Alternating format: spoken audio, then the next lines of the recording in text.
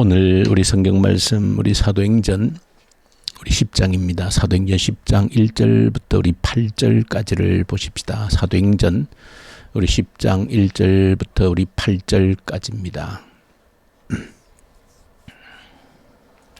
사도행전 10장 1절부터 우리 8절에 있는 말씀 우리 함께 보십시다.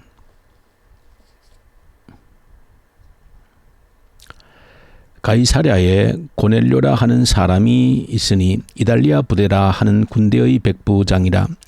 그가 경건하여 온 집안과 더불어 하나님을 경외하며 백성을 많이 구제하고 하나님께 항상 기도하더니 하루는 제9시쯤 되어 환상 중에 밝히 보매 하나님의 사자가 들어와 이르되 고넬료야 하니 고넬료가 주목하여 보고 두려워 이르되 주여 무슨 일이니까? 천사가 이르되 내 기도와 구제가 하나님 앞에 상달되어 기억하신 바가 되었으니 내가 지금 사람들을 욥바에 보내어 베드로라 하는 시몬을 청하라.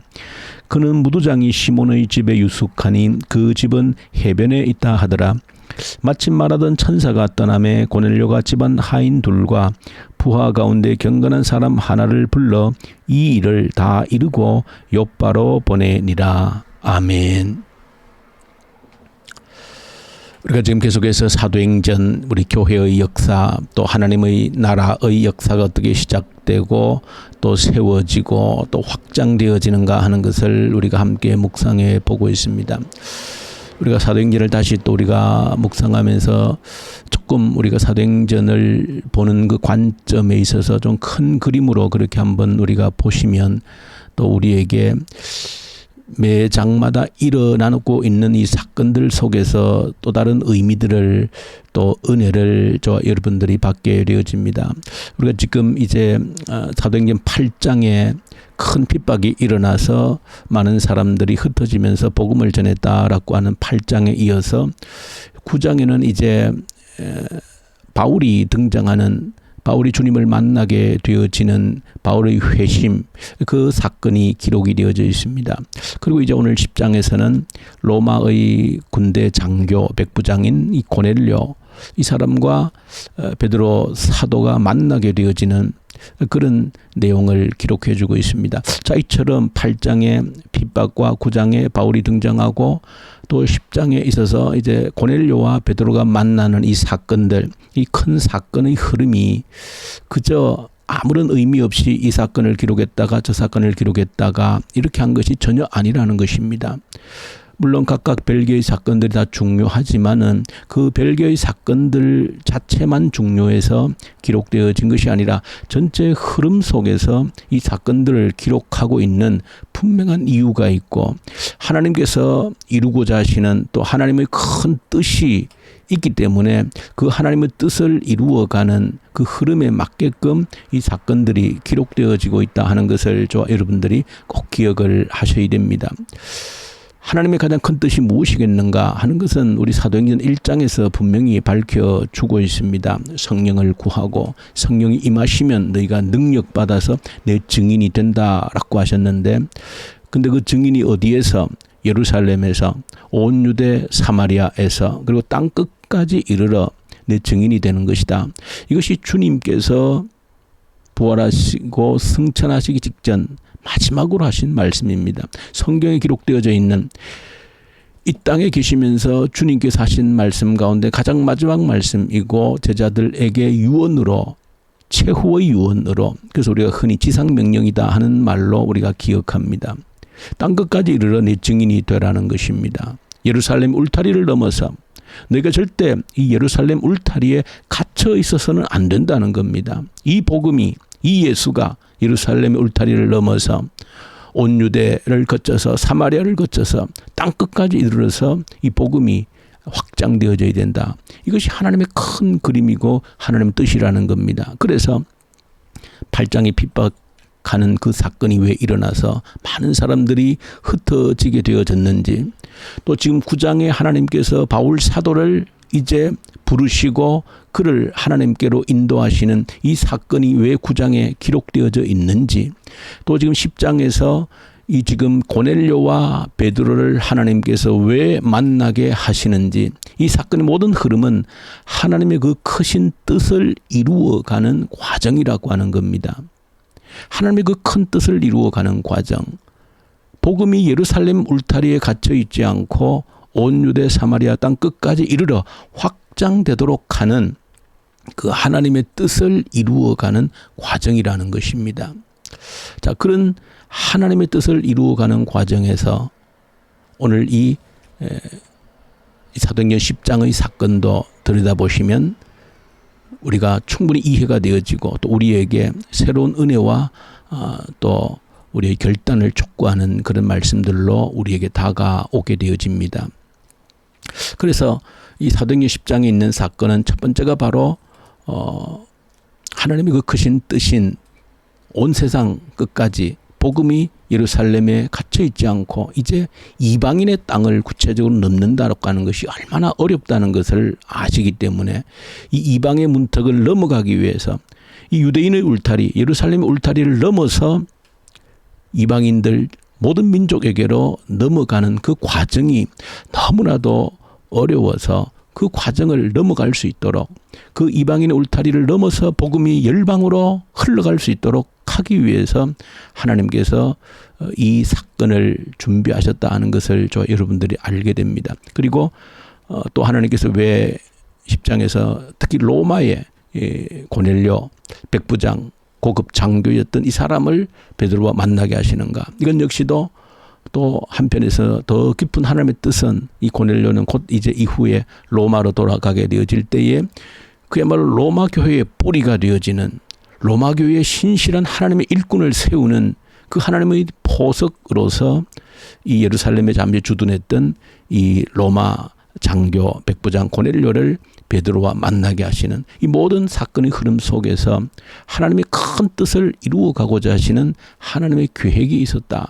자, 이런 흐름 속에서 저와 여러분들이 오늘 주목하셔야 되는 것은 이 하나님의 크신 뜻을 이루어가는 데에 누가 사용되어지느냐라고 하는, 누가 쓰임받느냐라고 하는 것입니다. 이것이 저와 여러분 이 새벽에 주목해야 될 일입니다. 어떤 사람이 하나님의 크신 뜻을 이루어내는 데에 쓰임을 받는가라고 하는 것입니다. 저와 여러분들이 이 땅에 살아가면서 가장 복된 일이 무엇이겠습니까? 잘 먹고 잘 사는 것? 아닙니다. 저와 여러분들이 이 땅에 살아가면서 가장 복된 것은, 가장 가치 있고 존귀한 것은 하나님의 크신 뜻을 이루어드리는 데에 우리가 쓰임받는 것입니다. 잠시 살지만 우리의 삶이 그 하나님의 영원하신 하나님의 크신 뜻을 이루는 데에 기둥처럼 쓰임받을 수 있다라고 하면 그것보다 더 귀한 것이 없는 것이죠. 그래서 이 하나님의 크신 뜻을 성취해 가는 데에 특별히 오늘은 이 베드로를 한 번 더 주목해서 보기를 원합니다. 왜 하나님께서 이 베드로를 중요하게 쓰셨는가 하는 것을 우리가 한번 성경이 기록해주고 있는 내용 속에서 한번 찾고, 내가 하나님의 크신 뜻을 이루어가는데 쓰임받기 위해서 어떻게 해야 쓰임받을 수 있겠는가, 그것을 한번 보기를 원합니다. 먼저 베드로를 보시면, 베드로는 이제 주님의 물론 우리가 흔히 수제자라 그렇게 일컫고, 어쨌든 예수님 부활 승천 이후에 예루살렘 교회에서 주도적인 사역을 했던 그런 인물입니다. 예루살렘 교회의 부흥을 이끌었던 인물이다 해도 틀린 말이 아닙니다. 이처럼 베드로는 놀라운 능력, 하나님의 능력을 가지고 쓰임받았습니다. 예루살렘에 하루에 3,000명, 5,000명의 부흥을 이끌었던 주역입니다. 사도행전 5장에 보시면 사람들이 베드로를 통해서 얼마나 큰 능력이 나타났던지, 사람들의 마음에 도무지 베드로에게 가까이 갈 수가 없는 것이죠. 왜? 수만 명들이 몰려다니는데 누가 쉽게 베드로 사도를 만날 수 있겠습니까? 개인적으로 만날 형편이 되어지지 않는 겁니다. 그래서 사도행전 5장에 보시면 오죽했으면 사람들이 너무 갈급해서 베드로가 지나갈 때 그 그림자라도 한번 나를 스치고 가면 내 병이 낫겠다라고 하는 그런 정도로 베드로는 위대하게 능력 있는 사람으로 쓰임을 받았습니다. 자, 근데 그것은 어떻게 보면 베드로에게 주어진 외적인 능력입니다. 하나님께서 그렇게 쓰신 겁니다. 능력 있게 성령 충만함으로 능력 있게 쓰셨는데, 그런데 오늘 이 성경을 보실 때에 하나님이 계속해서 위대한 하나님의 계획에 쓰시는 데에는 그 외적인 능력만 가지고는 쓰임받는 것이 아니다는 것을 오늘 10장을 통해서 보여줍니다. 내면적인 내적인 성장 성숙이 있을 때 하나님께서 쓰신다는 것을 보여주고 있는 겁니다. 여러분들이 하나님께 쓰임받는 것은 외적인 능력만 가지고는 되지 않는다. 하나님의 크신 계획을 이루어가는 데에는 내면적인 성숙이 있어야 된다는 겁니다. 그것을 보여주는 것이 바로 이제 오늘 하나님께서 특별한 역사 가운데 고넬료를 부르시고 이 고넬료를 통하여서 너가 사람을, 고넬료는 물론 이 가이사랴에 있고 베드로는 욥바에 있는데 사람을 보내어서 베드로를 청하라 이렇게 하지요. 그런데 욥바에 있는데 어디에 있는가? 무두장이 시몬의 집에 있다는 겁니다. 이것이 베드로가 내면적으로 성숙했다는 것을 보여주는 결정적인 증거입니다. 무두장이 시몬의 집에 지금 있으니 사람들을 보내어서 그 베드로를 청하라는 겁니다. 9장의 후반부에 보시면 베드로가 여러 지역을 다니다가 루다라고 하는 지역에서 애니아를 중풍병에서 고치고 그리고 또 인근에 있는 욥바 항구 해변가에 있는 도시에서 이제 다비다라고 하는 아주 신실한 여인이 주님의 신실한 제자였는데 참 구제를 많이 하고 사랑이 넘쳤던 그런 제자인데 죽었습니다. 그래서 주변 사람 너무 안타까워서 베드로가 주변에 가까이 있다는 소식을 듣고 사람을 보내서 오게 합니다. 그래서 베드로가 기꺼이 가서 그 다비다를 기도함으로 다시 살려내는 것입니다. 죽은 자를 살려낸 겁니다. 참 놀라운 능력 아닙니까?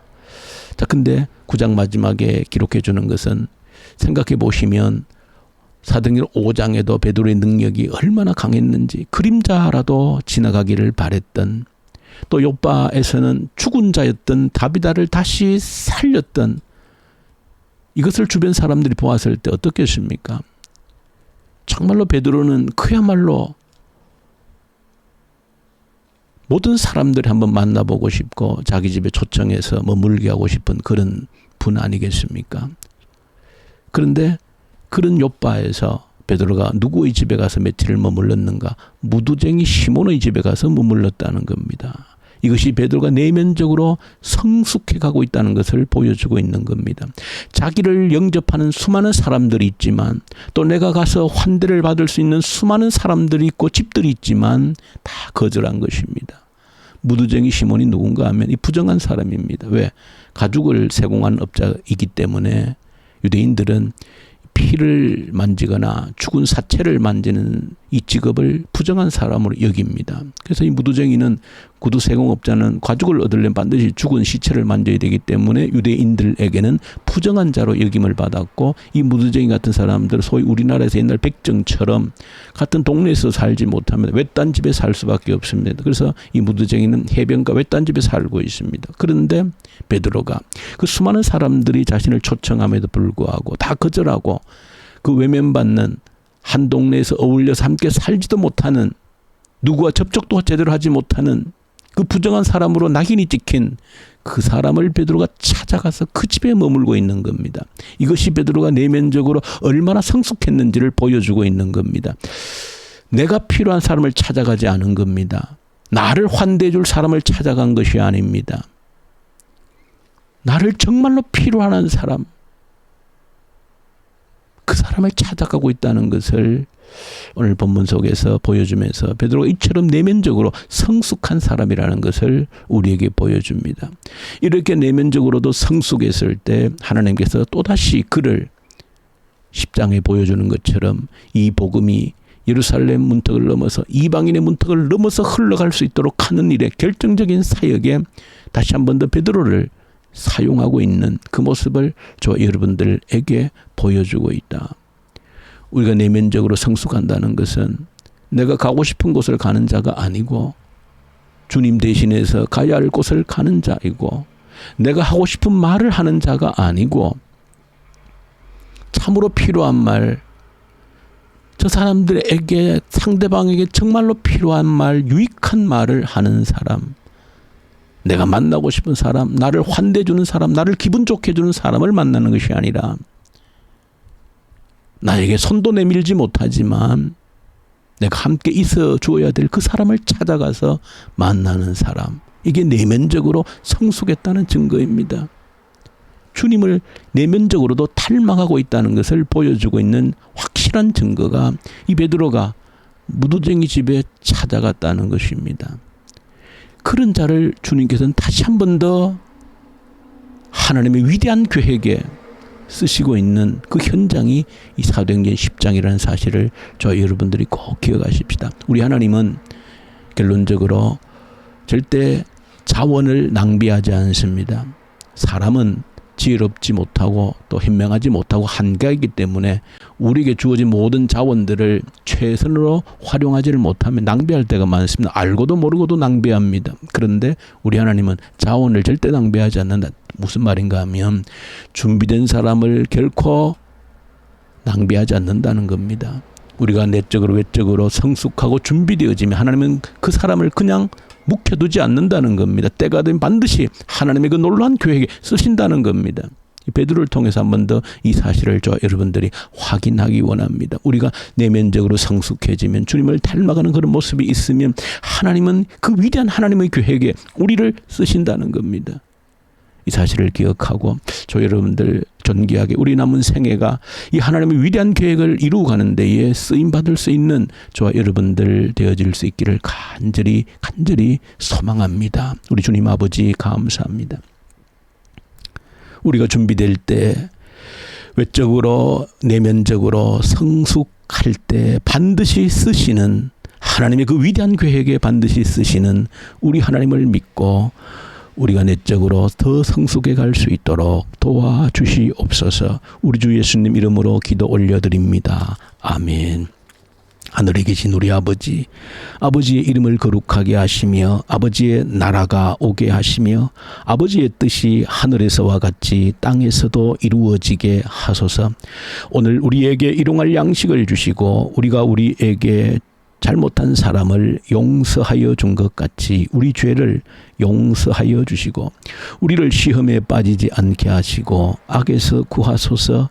나라와 권능과 영광이 영원히 아버지의 것입니다. 아멘. 주신 말씀 가지고 간절히 기도하십시다. 준비되어져서 내면적으로 준비되어져서 하나님의 쓰심에 합당한 자가 되게 해 주십시오. 이 나라 올려드리십시다. 이 나라 지도자들을 주님께 간절히 올려드리십시다. 북한 땅을 올려드리고 하나님 이제 복음의 계절 다시 회복되게 하시고 악한 정권이 속히 소멸되게 하시옵소서. 이 코로나로 인하여서 우리의 믿음 더욱더 견고해지는 기회가 되고 미래를 준비하는 발판이 되게 하여 주십시오. 간절히 기도하십시다.